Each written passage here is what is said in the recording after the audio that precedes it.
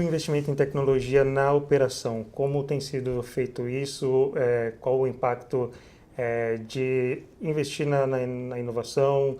Como isso afeta a eficiência? Como tem sido feito esse trabalho? Olha, nós fizemos nos últimos 4 anos, mais ou menos, completando 5, nos últimos 4 anos nós fizemos um investimento bastante relevante, porque hoje o nosso hospital, os 3 hospitais que a gente tem, mais a unidade de negócio de medicina diagnóstica, é absolutamente digital, então a gente tem prontuário eletrônico, prescrição médica eletrônico, o que a gente chama até a beira-leito. Então, ali na beira-leito a gente bipa e aquilo já sai automaticamente para uma farmácia, para um processo de entrega e dispensação de material e medicamento. Então, nós trocamos todo o sistema de tecnologia de informação do hospital. Nós investimos em tecnologias que são bastante conectadas com TI, mas que daí elas tratam do serviço prestado na ponta. Por exemplo, cirurgia robótica. Investimos bastante na área que a gente chama de command center, que é toda a nossa gestão operacional do hospital. Então, desde o momento de admissão do paciente até a alta daquele paciente, hoje é 100% também digital. Então, os canais de comunicação mudaram ao longo do tempo. E tem sido, diria que, Lucas, mandatório, porque esse é a exigência dos tempos modernos, tempos atuais, né? De colocar agilidade e o mais importante que a gente entende no segmento hospitalar, em termos de tecnologia da informação, é o grau de segurança que a gente traz para o paciente, que é assim, absolutamente incomparável num processo manual.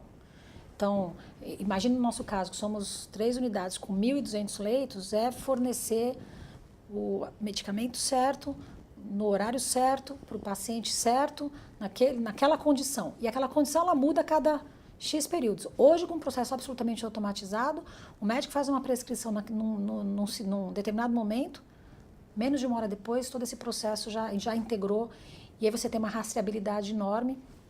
Existe uma certificação americana do nível de um processo mais manual possível, que é o nível 1, até um hospital absolutamente digital, que é o nível 7.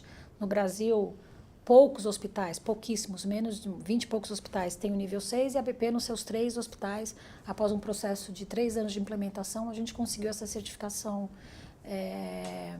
americana, que é a HIMSS nível 6. Para nós, mais importante que a certificação é a garantia que a gente traz uma segurança de atendimento ao paciente num nível bastante elevado. Isso é o mais importante dentro do ambiente hospitalar. O setor de saúde também depende bastante de pesquisas. Qual a sua avaliação sobre o cenário no país?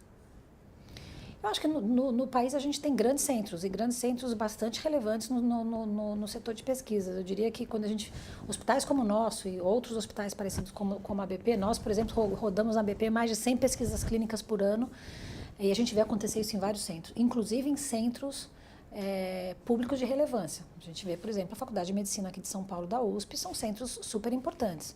Hoje, eu diria que em termos de tecnologia de ponta, a gente tem altíssima qualidade no Brasil, como tem em outros países, por exemplo, nos Estados Unidos. Muito disso acontecendo na iniciativa privada, hospitais como o nosso, mas a gente vê também ainda referências na medicina, no setor público, especialmente nas universidades.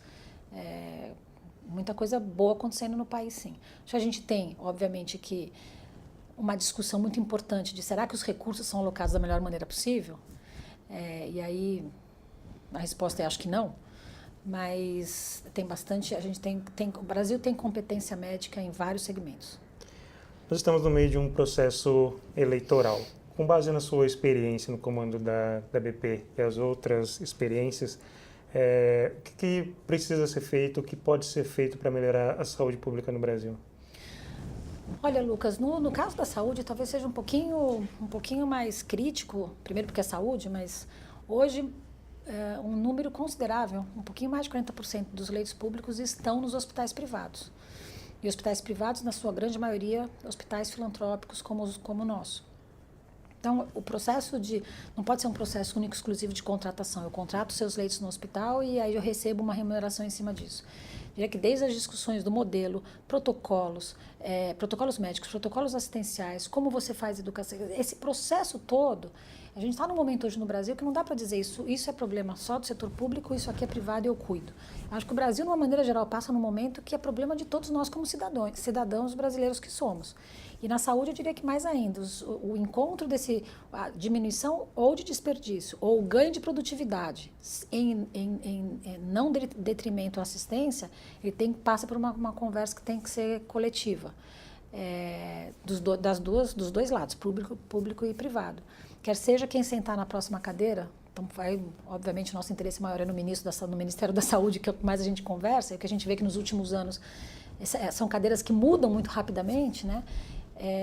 A gente precisa encontrar programas que tenham continuidade e que sejam discutidos do lado a lado e não em lados opostos da mesa. Quais são os principais problemas observados e como superá-los? Acho que a gente passa por um processo de transformação e mesmo na área pública já se discute isso, a transformação digital vai trazer ganhos importantes. E o principal deles na área da saúde é o acesso. Então, hoje a gente fala de telemedicina, é muito viável, sim, a gente conseguir ter uma medicina primária nas consultas iniciais à distância e conseguir dar acesso para muito mais gente, que é o grande problema do territorial do Brasil, né? A gente sai dos grandes centros como São Paulo, principais capitais, a realidade é outra. Então, como é que eu levo o acesso da medicina através do uso de tecnologia? E eu acho que esse é um caminho que a gente vai começar a assistir com uma rapidez maior do que a gente imagina. Então, Denise, para a gente finalizar, o que você espera do próximo presidente, do próximo legislativo e também do próximo ministro da Saúde para superar esse desafio? O que esperar para os próximos anos? Eu espero a mesma coisa que eu espero da BP, que a gente consiga ter uma gestão adequada, absolutamente ética, com responsabilidade, consigamos aumentar o acesso à saúde, que é um dos itens mais críticos para qualquer povo, não é só o brasileiro.